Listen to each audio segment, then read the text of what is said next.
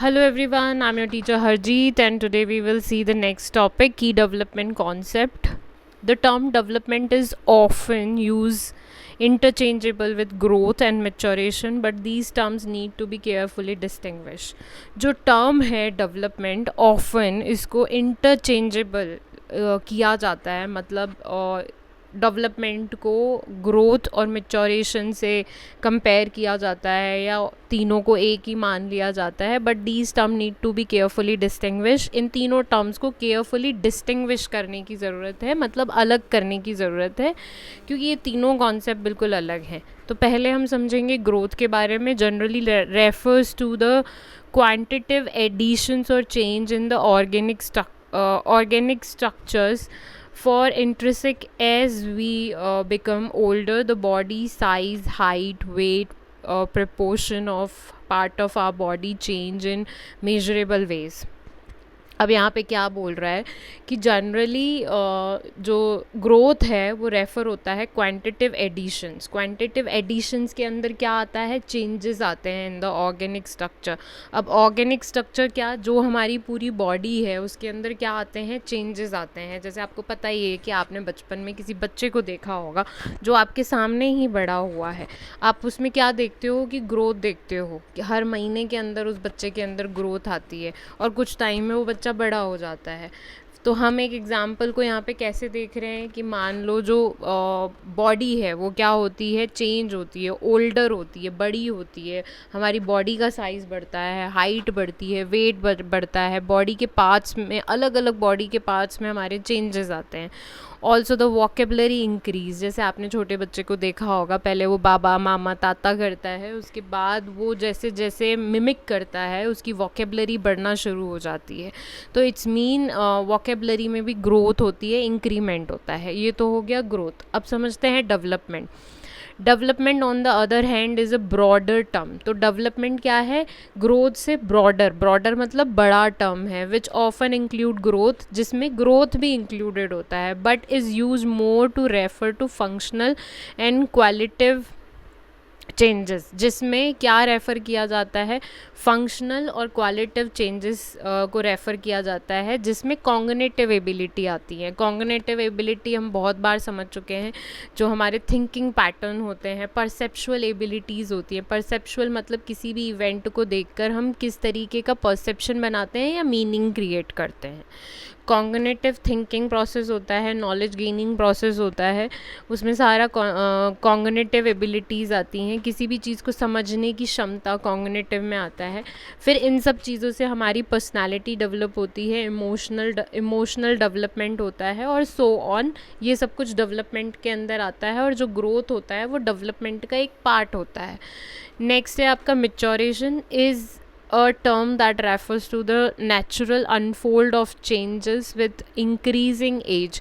अब maturation के अंदर क्या आता है, बेसिकली increasing age. जब हमारी एज इंक्रीज होती है, जैसे नॉर्मल वे में हम देखें, hormonal changes as the individual reaches puberty.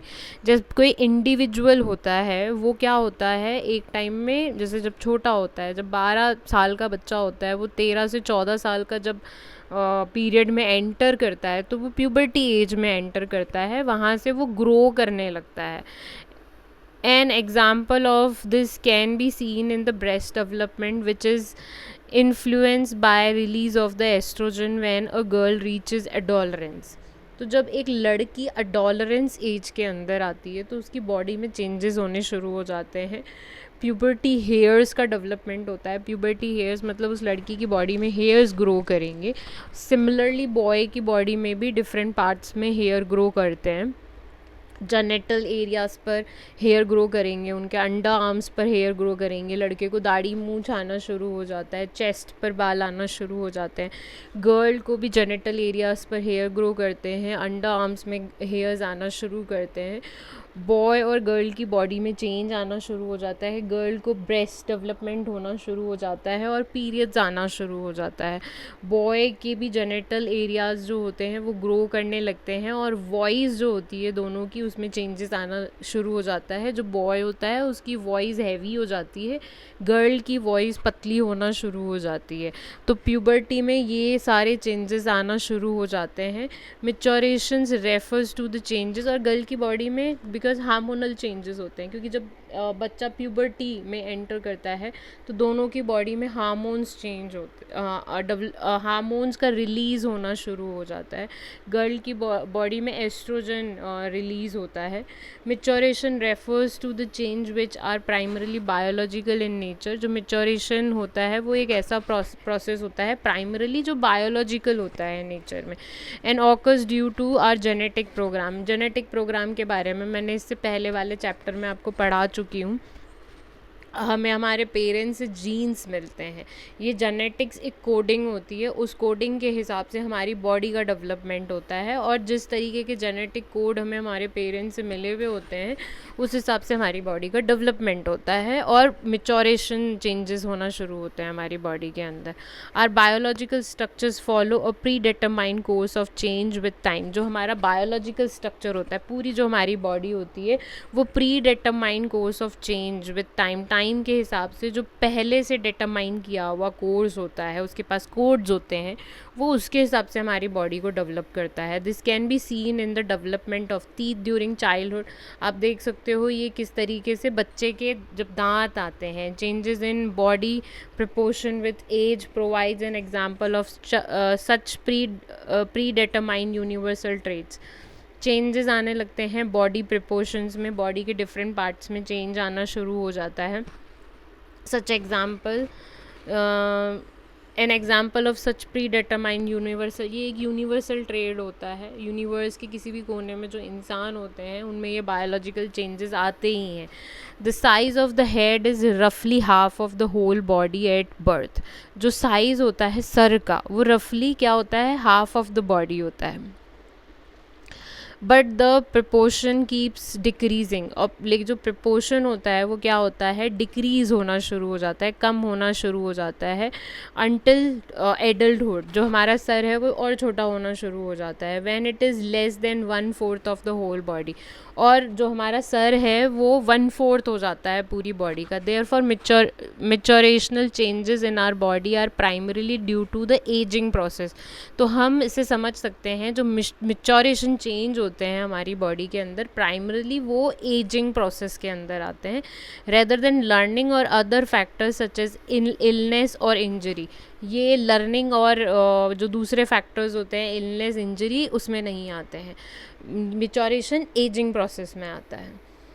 It must be noted, ये नोट करने वाली बात है कि that changes in behaviour also occur due to learning. जो हमारी बिहेवियर में चेंज आता है वो आता है लर्निंग से। अब इसको सिंपल एग्जांपल से समझते हैं। अभी सिंपली मान लीजिए आप मुझे सुन रहे हैं और आप लर्न कर रहे हैं किसी भी चीज़ को, आप समझ रहे हैं, आप साइकोलॉजी पढ़ रहे हैं, आप छोटी छोटी चीज़ों को समझ रहे हैं, और जैसे जैसे आप चीज़ों को समझना शुरू करते हैं आप एक लर्निंग प्रोसेस में आते हैं, और जैसे ही आप लर्निंग प्रोसेस में आते हैं और समझने के बाद आपके बिहेवियर में चेंज आना शुरू हो जाता है। Learning take place as a result of a person interaction with the environment. और लर्निंग कैसे होती है, जब कोई भी इंसान अपने एनवायरनमेंट के संपर्क में आता है। जिस तरीके के एनवायरनमेंट के संपर्क में आएगा उसकी लर्निंग उसी तरीके की हो जाएंगी, और उसके एक्सपीरियंस उस तरीके के होंगे। जिस तरीके के लोगों से वो मिलेगा, जैसी बातें सुनेगा, उस तरीके से उसकी लर्निंग्स होंगी। Maturations provide the raw material and sets the stage for learning to occur. Maturation क्या करता है, हमें प्रोवाइड करवाता है, रॉ मटेरियल यानी कच्चा मटेरियल प्रोवाइड कराता है, एंड सेट द स्टेज, और क्या करता है, एक स्टेज तैयार करता है हमारे लिए। किस लिए, ताकि हम लर्न कर सकें, क्योंकि जैसे जैसे हम मैच्योर होते हैं वैसे वैसे हम ज़्यादा सीखना शुरू करते हैं। Taking the case of learning to read, जैसे हम यहाँ पर केस क्या ले लेते हैं, जैसे हम लर्न करते हैं रीड करना, जैसे अभी आप लर्न कर रहे हो साइकोलॉजी सीखना। The child needs to be biologically ready, एक बच्चा क्या होना चाहिए, बायोलॉजिकली रेडी होना चाहिए लर्न करने के लिए। मान लो एक बच्चा है, उसका दिमाग सही से डेवलप नहीं हुआ, तो वो बायोलॉजिकली रेडी नहीं है लर्न करने के लिए। बायोलॉजिकली रेडी होने का मतलब है आप पूरी तरीके से स्वस्थ होने चाहिए लर्न करने के लिए।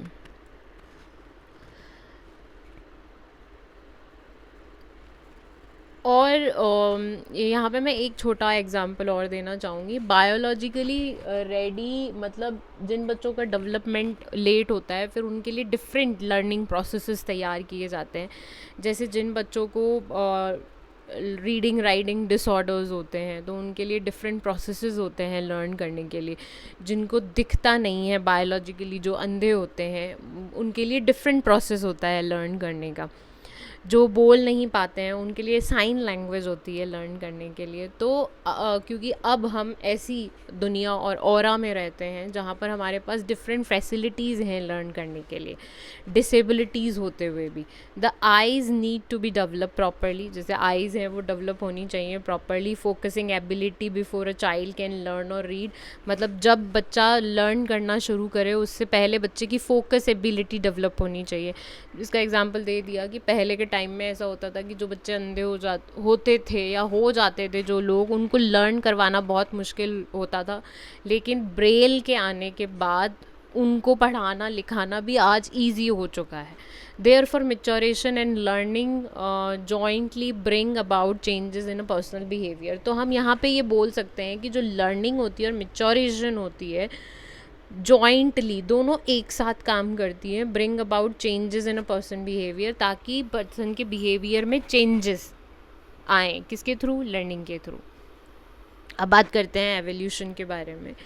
Evolution is a term that refers to species specific changes. अब जितनी भी स्पीशीज़ होती हैं दुनिया में, स्पीशीज़ मतलब जितने भी जीव जंतु मानव पाए जाते हैं, वो सब एवोल्यूशन से गुज़रते हैं। एवोल्यूशन मतलब बदलाव, चेंजेस से गुज़रते हैं।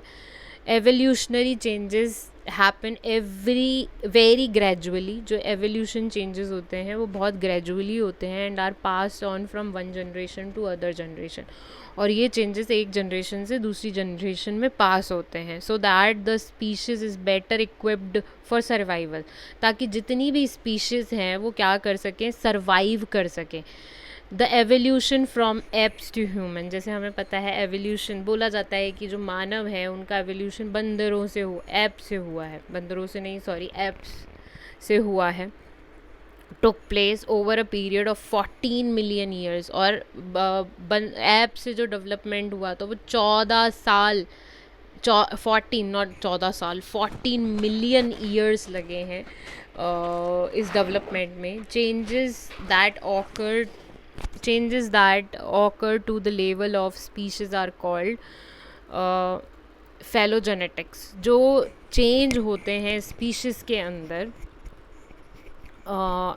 डिफरेंट लेवल पर, उसे फैलोजेनेटिक बोला जाता है। अब फैलोजेनेटिक के बारे में मैं आपको थोड़ा सा एग्जाम्पल के थ्रू समझा देती हूँ तो आपको अच्छे से समझ में आ जाएगा। जो कोई साइंटिस्ट होगा, फैलोजेनेटिक्स साइंस की एक शाखा होती है। इसमें साइंटिस्ट क्या करते हैं कि जैसे डेवलपमेंट कैसे होता है, इसके लिए ये क्या करते हैं, किसी भी जीवों के ग्रुप्स को लेते हैं और उन ग्रुप्स को स्टडी करते हैं। तो मान लो कि डॉग के अंदर कैसे एवोल्यूशन हुआ, इसको हम एक पिक्चर से समझते हैं तो ज़्यादा अच्छे से समझ में आएगा। जैसे आप देख सकते हो कि यहाँ पे डॉग्स के अंदर एवोल्यूशन को देखा गया है, तो इसमें फॉक्स और वुल्फ को भी इंक्लूड किया गया है, क्योंकि कहीं ना कहीं डॉग्स की प्रजाति को फॉक्स और वुल्फ से जोड़ा जाता है शुरुआत से ही। तो यहाँ पर डॉग्स और वुल्फ को भी लिया गया। तो फैलोजेनेटिक्स के अंदर ग्रुप्स को लिया जाता है। मान लो एक ट्री बना के लिया जाता है जिसमें वुल्फ, डॉग्स और फॉक्सेस भी आती हैं, और उनके अंदर जो जो एवोल्यूशनल चेंजेस आए हैं उसको स्टडी करने का काम किसका है, फैलोजेनेटिक्स का है।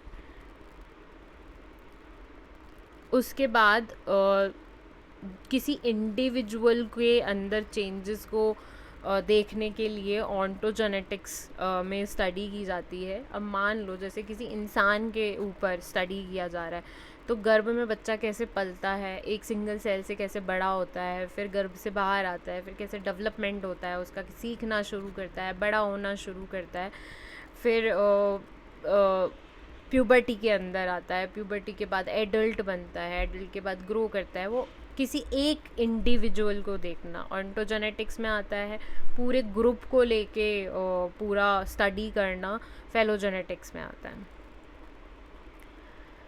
The terms evolution is also used to describe the incremental changes। जो term development है, जो term evolution है sorry, is also used to describe, वो यूज़ किया जाता है डिस्क्राइब करने में द इंक्रीमेंटल चेंजेस। क्या क्या इंक्रीमेंटल चेंजेस हुए हैं that take place in course of development, पूरे डेवलपमेंट के अंदर क्या इंक्रीमेंटल मतलब क्या बड़े चेंजेस हुए हैं, वो भी इसके अंदर आता है।